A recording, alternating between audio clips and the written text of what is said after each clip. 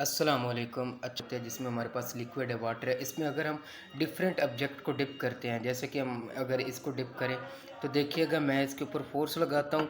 Force लगा के इसको नीचे तक डिप करके इमर्स्ड करके छोड़ देते हैं, तो ये थोड़े ही वक्त के बाद जो ही हम फोर्स लगाना बंद करते हैं, हाथ अपना पीछे हटाते हैं, तो ये ऊपर आ जाता है ढक्कन जो है। ये इसका मतलब लिक्विड इसके ऊपर क्या अप्लाई करता है, फोर्स अप्लाई करता है, जिसकी वजह से ये ऊपर आ जाता है। तो आज हमने यही पढ़ना है वो कौन सी फ़ोर्स है, ये फ़ोर्स कितनी लगती है। तो आज हम अर्शमीदिस प्रिंसिपल में यही एक्सप्लेन करेंगे कि ये कौन सी फ़ोर्स है, इस फोर्स को क्या नाम दिया गया, ये कितनी फ़ोर्स होती है। तो यही हमने डिस्कस करना है ये कि जिसकी वजह से ये जो ऑब्जेक्ट है ऊपर आ जाता है। इस तरह अगर हम एक और ऑब्जेक्ट को नीचे डिप करके देखते हैं, इमर्स्ड करते हैं इसको भी बच्चों, तो देखिएगा मैंने इमर्स किया नीचे तक, इसको जब मैं छोड़ता हूँ तो ये फ़ौरन क्या आ जाता है, ये भी ऊपर आ जाता है। इसका मतलब लिक्विड इसके ऊपर क्या अप्लाई करता है, फोर्स अप्लाई करता है, और इसी फोर्स को तो हम अपथ्रस्ट फोर्स का नाम देते हैं। सो अब हम इसको ज़रा एक्सप्लेन करते हैं। टॉपिक डिस्कस करना है वो हमारे पास है Archimedes principal. So let's start. More than 2000 year ago, आज से तकरीबन 2000 साल पहले ना, एक साइंटिस्ट था, ग्रीक साइंटिस्ट आर्किमिडीज, उसने ये प्रिंसिपल हमें दिया था। उसने ये बात हमें बताई थी कि अगर हम किसी लिक्विड में, मिसाल के तौर पर मैं आपको मिसाल देता हूँ कि अगर हम ए, ए, एक गिलास जो है पानी से फिल कर ले और उसके अंदर 2 या 3 डिफरेंट ऑब्जेक्ट को डिप करना चाहिए, जैसे कि हमने डायग्राम में भी बनाया कि कंसिडर ए सिलेंड्रिकल शेप। ये हमारे पास बच्चों की सिलेंड्रिकल शेप है, जिसमें इस एरिया तक हमारे पास क्या है बच्चों, वाटर है यहाँ तक, और इसके अंदर हम एक सिलेंड्रिकल और शेप, इस शेप में एक ऑब्जेक्ट को डिप करते हैं। जब हम डिप करके इसको नीचे तक फोर्स लगा के यहाँ तक लेके जाते हैं और इसको दोबारा छोड़ते हैं, तो ये ऑब्जेक्ट जो है due to force of the liquid इसके ऊपर फोर्स लगाता है, और ये ऑब्जेक्ट जो है ये सरफेस ऑफ वाटर, यानी कि वाटर के ऊपर वाली सरफेस के ऊपर आ जाता है। तो ये फोर्स कहाँ से आती है, ये वाली फोर्स कितनी होती है, कैसे फाइंड की जाती है, आज इन्हीं सवालों का जवाब हम आपको मिलने वाला है। तो वीडियो पूरी देखिएगा ताकि आपको मज़ीद कंसेप्ट क्लियर हो सके। So let's start. ये क्या है कि जब हम इस सिलेंडर को इसके अंदर डिप किया था, जिसका क्रॉस सेक्शनल एरिया ए है, तो बच्चों इसके ऊपर एक नीचे से जाने फोर्स लगती है, और इस फोर्स को आर्शिमिडीज ने क्या नाम दिया था, इसी फोर्स को आर्शिमिडीज ने अप थ्रस्ट फोर्स का नाम दिया था। इसका मतलब अप थ्रस्ट फोर्स क्या है, अप थ्रस्ट एक ऐसी फोर्स है जो ऑब्जेक्ट को क्या करती है, ऊपर की जानिब धकेलती है, जो ऊपर की जानिब ऑब्जेक्ट के ऊपर लगेगी। किस ऑब्जेक्ट के ऊपर, जिस ऑब्जेक्ट को हम लिक्विड के अंदर क्या करेंगे, टोटली और पार्शली इमर्स करेंगे। तो इसकी स्टेटमेंट क्या बनेगी, बहुत सिंपल है। When an object is totally और partially immerse in a liquid, जब हम किसी ऑब्जेक्ट को मुकम्मल तौर पर लिक्विड के अंदर इमर्स्ड करते तो क्या होगा, an up thrust act on it, इसके ऊपर एक अप थ्रस्ट फोर्स लगेगी equal to the weight of the liquid displaces it. और वो कितनी फोर्स लगेगी बच्चों, मैं आपको बताता हूँ। ये जैसे हमने इस सिलेंड्रिकल ऑब्जेक्ट को क्या किया, डिप किया, ये जैसे कि डायग्राम में हमारे पास, इसको जब हम डिप करेंगे तो इसके नीचे जितना वाटर, जितना लिक्विड आएगा, उस लिक्विड का जितना वेट होगा, उस वेट के इक्वल इसके ऊपर अपवर्ड, ऊपर की जानिब इस सिलेंडर के ऊपर क्या लगेगी, फोर्स लगेगी। कितनी होगी, इस वेट ऑफ लिक्विड जो होगा, इस लिक्विड का जितना होगा वेट, उतनी ही फोर्स लगेगी ऊपर की जानिब, और इस फोर्स को हम क्या कहते हैं, अप थ्रस्ट फोर्स कहते हैं। तो इसी को ज़रा एक्सप्लेन करते हैं कि कंसिडर इस सिलेंड्रिकल शेप, हमारे पास सॉलिड सिलेंडर है, उसका क्रॉस सेक्शनल एरिया हमारे पास कितना है जी, ये क्रॉस सेक्शनल एरिया ए, जैसे कि डायग्राम में दिखाया, ये मैंने ये भी मेंशन किया। हाइट ऑफ द सिलेंडर कितनी है हमारे पास, इस सिलेंडर की हाइट हमारे पास h के इक्वल है, ये हाइट ऑफ सिलेंडर है। नेक्स्ट क्या है, ये इस सिलेंडर की टॉप से लिक्विड तक की, लिक्विड की इस सरफेस तक की जो हमारे पास हाइट है, इस हाइट को हमने क्या नाम दे दिया, h2 का नाम दे दिया।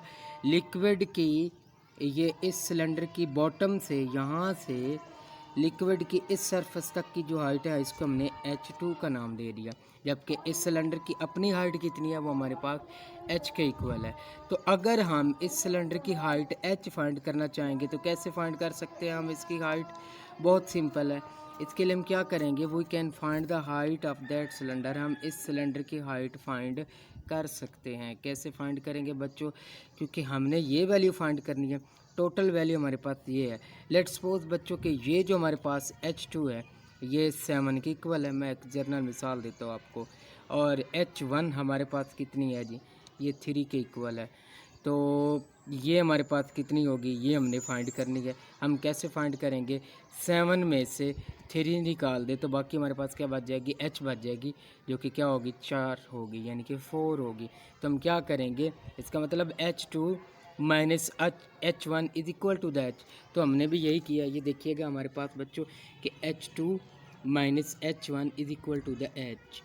तो बहुत सिंपल है। इसके बाद हम स्टेप बाय स्टेप इसको फाइंड करेंगे। तो फर्स्ट ऑफ ऑल अब हम क्या करते हैं जी, प्रेशर फाइंड करते हैं। प्रेशर फाइंड करते हैं इसमें। तो प्रेशर कैसे फाइंड करेंगे as the pressure of the liquid column depends upon the height और depth of the density of the liquid. जैसा कि हमने इससे पहले प्रेशर एंड लिक्विड के टॉपिक में भी पढ़ा था कि प्रेशर जो है किस पे डिपेंड करता है, प्रेशर डिपेंड करता है हाइट पे। तो अब क्या है, उसमें हमने रिलेशन पढ़ा था कि pressure in a liquid P is equal to, हमने ऑलरेडी पढ़ चुके इस टॉपिक को, रो जी एच। अगर बच्चों हम H1 ये हमारे पास जो है, अगर इस वक्त प्रेशर कितना होगा, इतनी जब हाइट है H1 है तो क्या बन जाएगा, रो जी H1 बन जाएगा। तो इस प्रेशर को हम क्या नाम देंगे, P1 का। और अगर हम यहाँ से यहाँ तक की हाइट की बात करेंगे जिसको हमने H2 का नाम दिया था, तो इस हाइट में प्रेशर कितना होगा जी, इसको प्रेशर को P2 का नाम देगी और वो क्या बन जाएगा, रो जी H2। तो हमारे पास वैल्यू क्या बनेगी, P1 is equal to rho g H1 और P2 is equal to rho g H2। ठीक है।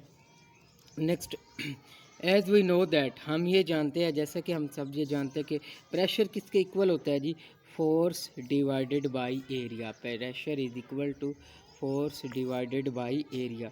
तो इससे अगर हम फोर्स निकालना चाहेंगे तो फोर्स किसकी इक्वल आएगी, ये एरिया इक्वेशन के दूसरे तरफ जाकर क्या हो जाएगा, मल्टीप्लाई हो जाएगा। तो force is equal to pressure multiply by area. तो हमारा नेक्स्ट स्टेप क्या है कि अब हम फोर्स फाइंड करेंगे।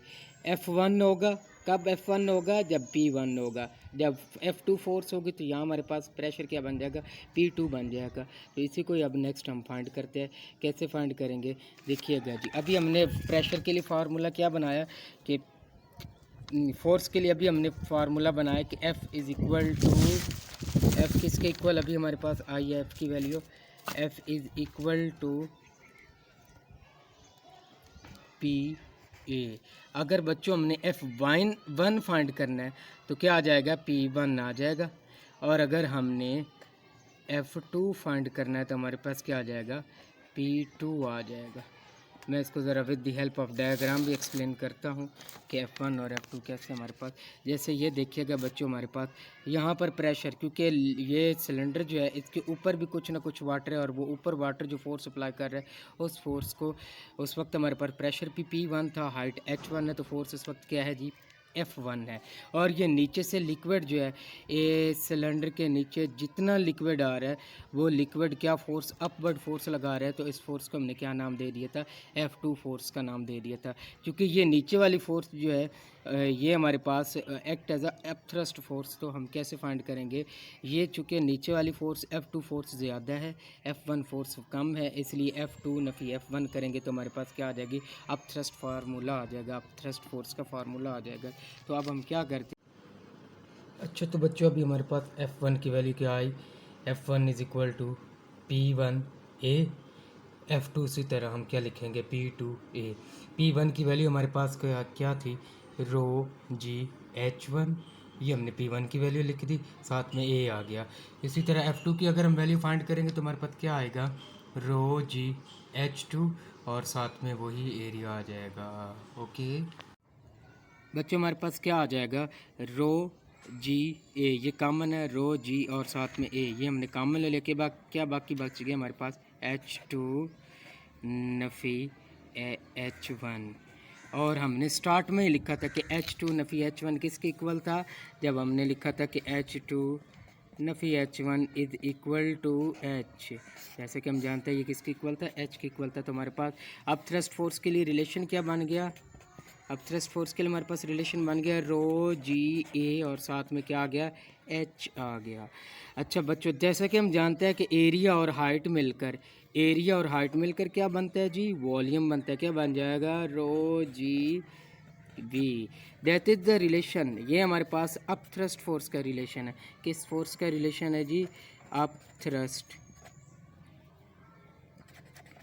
फोर्स। अप थ्रस्ट फोर्स का रिलेशन किसके इक्वल आया, up thrust force is equal to the rho ji V and rho ji V is equal to the weight. किस चीज़ का वेट बच्चों को, जो जैसे कि मैंने आपको शुरू में बताया था कि जैसे कि हमारे पास ये डायग्राम में क्लियर है कि इस सिलेंडर का इस सिलेंडर के नीचे जितना ये वाटर आएगा, उस वाटर का जितना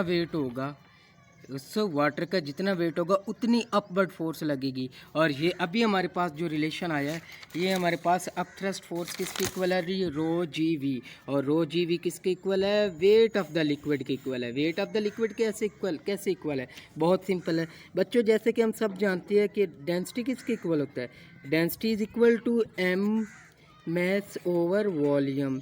डेंसिटी किसके इक्वल है, मैस ओवर वॉल्यूम के इक्वल है। अगर मैं इससे मैस की वैल्यू फाइंड करना चाहूँगा तो मैस किसके इक्वल आ जाएगा, m is equal to rho V. किसके इक्वल आ जाएगा, m is equal to rho V, क्योंकि v वॉल्यूम इस तरफ आकर क्या हो जाएगा, मल्टीप्लाई। अगर मैं इस इक्वेशन के दोनों तरफ g से मल्टीप्लाई करूँ, m g is equal to rho ji V. तो अभी हमने क्या लिखा, रो जी वी किसके इक्वल आ रहा है, एम जी के। और एम जी किसके इक्वल होता है, m g is equal to F is equal to W. इसका मतलब m g is equal to W. ये देखिएगा बच्चों कि ये रो जी वी किसके इक्वल आ गया, वेट। और वेट कौन सा, weight of the liquid which is equal to the up thrust force. तो ये हमारे पास था आज का लेक्चर, जो कि आर्किमिडीज प्रिंसिपल। उम्मीद है आपको समझ आया होगा। ओके, अल्लाह हाफिज़।